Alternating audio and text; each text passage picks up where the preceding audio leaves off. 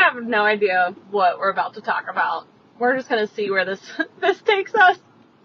Because I'm sitting here, now I'm driving, but I'm like, I don't know what I want to talk about. And like intuitively what shows up for me is I'm so quick to be like, okay, what value can I provide? What type of motivation do people need today? Like, how can I just like activate you and help you learn something and be more valuable to you, which I think is important. I really do think that is important. I always want to add value to people's lives. And also sometimes I might cry. Oh my gosh. Damn, I didn't see that one coming. Sometimes I think I go, I don't want to say like above and beyond, but I think I worry about it so much that I'm not valuable enough that it can actually be a slippery slope for me, because I want to do so much good. I want to provide so much value. I want you to win so badly, that it can, like, I have to be very, very careful and mindful, because every person is good enough as they are. And so it's like being careful that I don't feel like I have to like prove myself. Like, I really do love that more like chill, leaned out, like I know my worth. I know our shit works, and I know my value, and I don't need to go above and beyond to constantly prove it. So I'm being really, really mindful of that.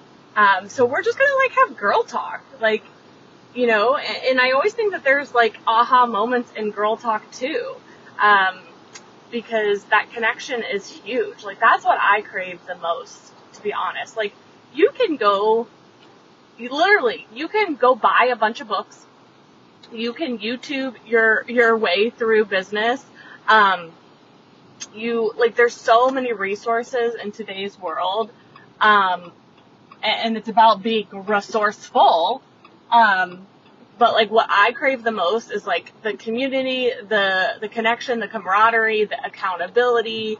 That stuff is harder to manufacture on your own. And I think that we're really, really good at it at the Wealthy Mama movement.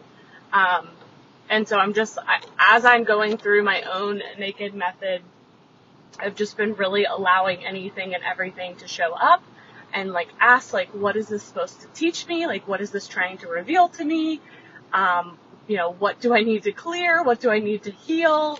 And just, you know, gaining more and more of that emotional freedom is everything. Like, it's everything, but equally it can be painful.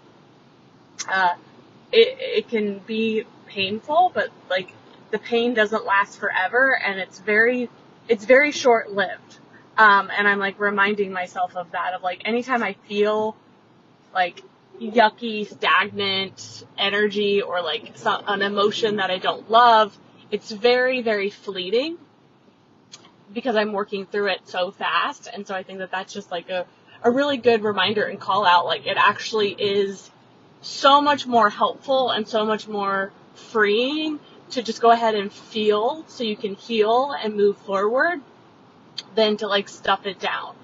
Because subconsciously, even if you don't necessarily like think about it, you feel it. Like, your body feels it, and that's why like it can just be harder to believe in yourself. It can be harder to follow through. It can be harder to just to continue to move forward on some days. And it's because of all of that like stuffed down, stagnant energy, emotions, like, and really like the last year has been like allowing all of that to erupt is the only way I can describe it.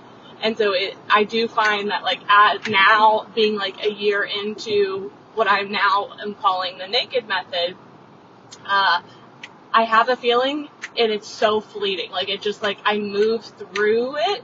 And like people talk about money debt all the time, but there's so many other forms of debt that we do not acknowledge. There's sleep debt. There's time debt. Like, you have so much on your plate, like on your schedule. Task debt, laundry, dishes, not acknowledging your emotions. So there's like so much emotional debt, relationship debt. Like maybe there's conversations that you haven't had, maybe boundary debt.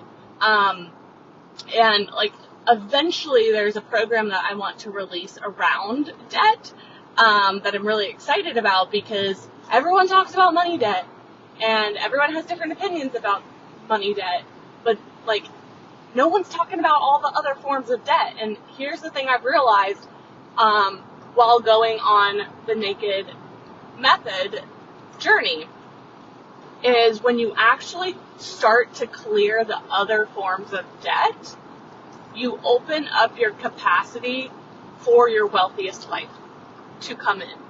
Like, I've had moments recently as I've just been clearing more and more and more and more and more, where I'm like, wow, like I really feel like I can hold a 7-figure business again. Like I like in a good way. Like I feel emotionally ready. I feel like I've got the capacity more and more and more every single day. That like I've had those moments where I'm like, I feel like I've got this. Like, and that feels really good. And like I even noticed that too, where like a lot of people, like a lot of moms are like, oh my gosh, summer break is like chaos and exhaustion, and like there's obviously moments of that, but like I'm not speaking energy into that story. Like there will be moments of chaos and exhaustion for sure. It's reality of having, kids at home in the summer, but what I'm speaking belief into and energy into is like, we're going to have so much fun. We're keeping a structure. I have plans in place. I'm getting organized. I've given my husband like a code word. I have a protocol in place if I need to just like, get out of the house when he gets home. Like I have measures in place. That's what I'm speaking belief into. That's what I'm speaking energy into. And I can absolutely control that. I can't always control, if my kids wake up upset or if they have a meltdown. Like I can't always control that, nor do I want to control them in that way. I want to be there for them emotionally. And so it just feels really good to be like, yeah, I've got this summer break dialed in. Like I've got this 7-figure vision and plan dialed in. Like I feel like I can hold it, and I've got protocols that when I don't feel like I can hold it, I know what I can do. And so it's like everything is always leading us to the next moment. And every emotion we have and every thought and feeling we have is trying to send us a message. And it's not always literal. Like if you have fear of paying your bills, that's not the message that your brain is trying to send you. To me, how I would interpret something like that is, if you have a fear of paying your bills, the brain is sending you the message of, we don't feel safe. Get us feeling safe. So then you could start to ask yourself, okay, what is the amount of money that I need to get ahead, right?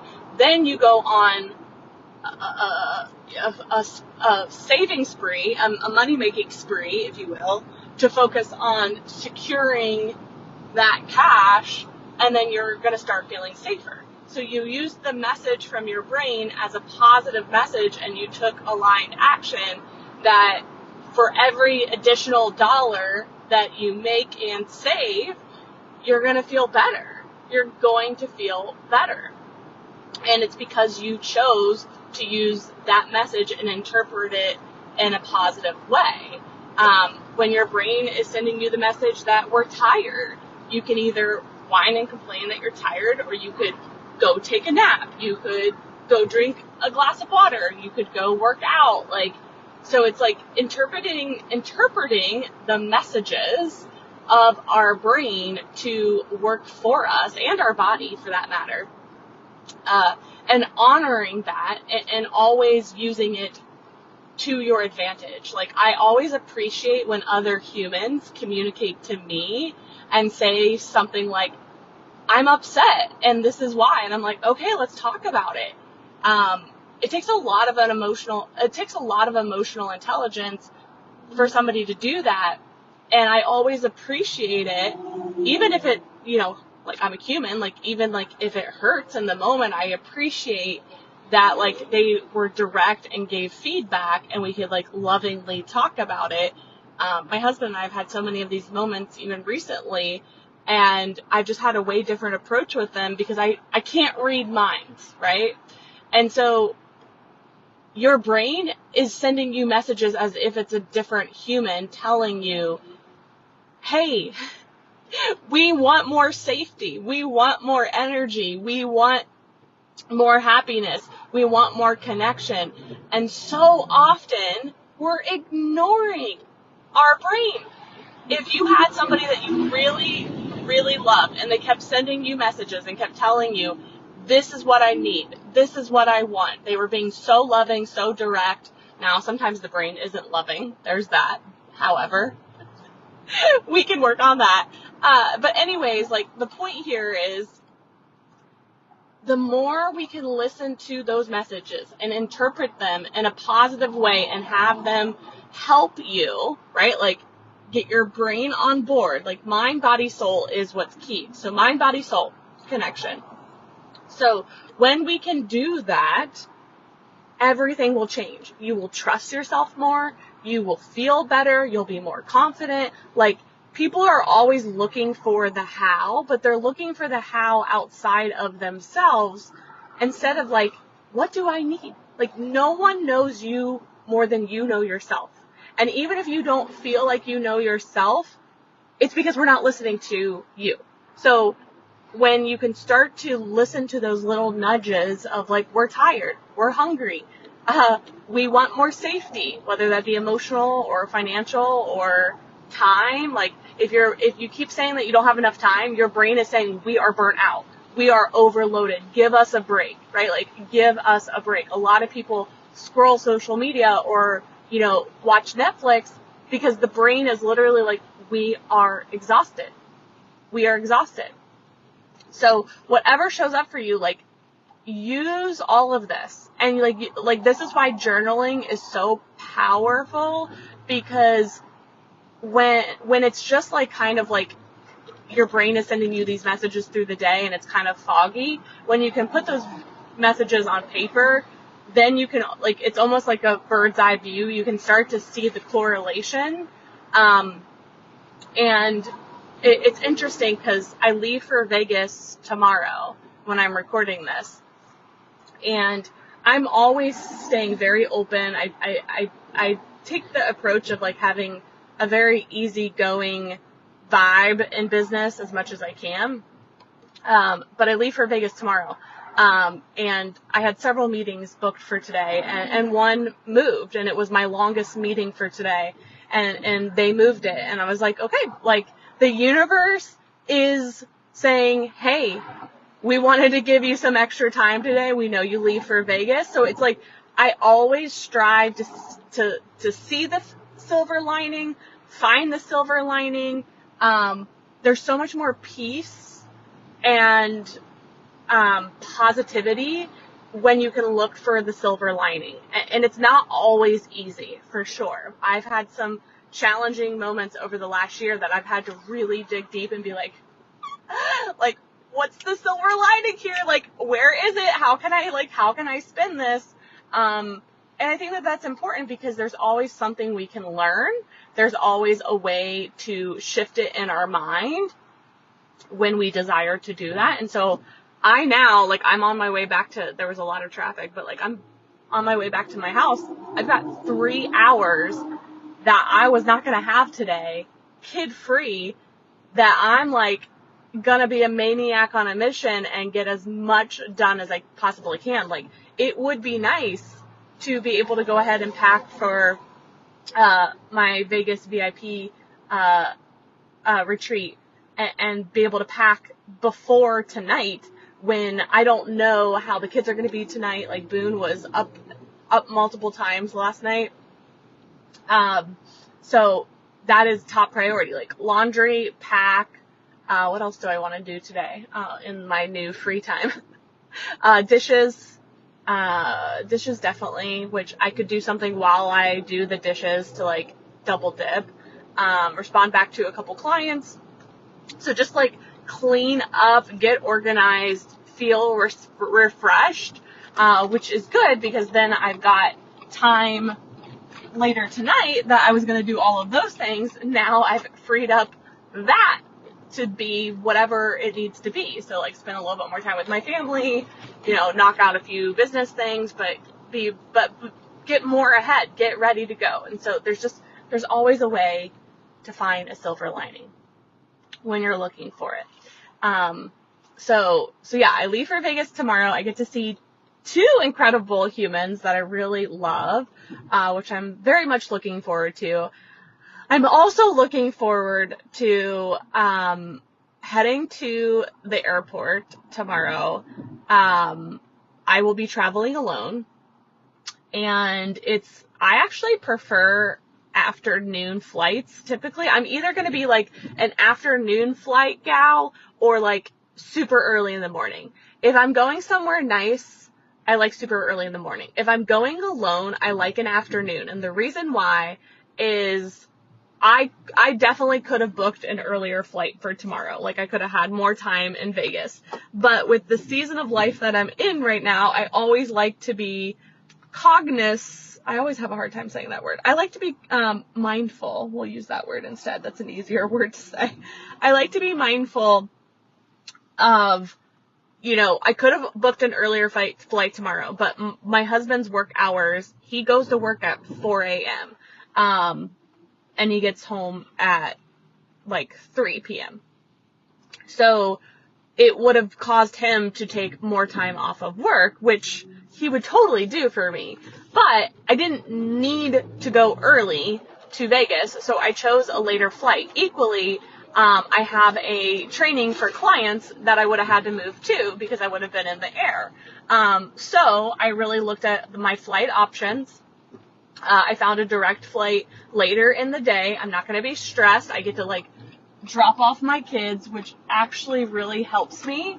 I like to be able to like just hug them one more time, drop them off. I'll have time to still come back home, do my training. I'm already going to be packed because that's what I'm about to go do. I pinky promise. But I'll be able to do my training for my clients, and literally like we live so close to the airport, I'll be able to head right to the airport.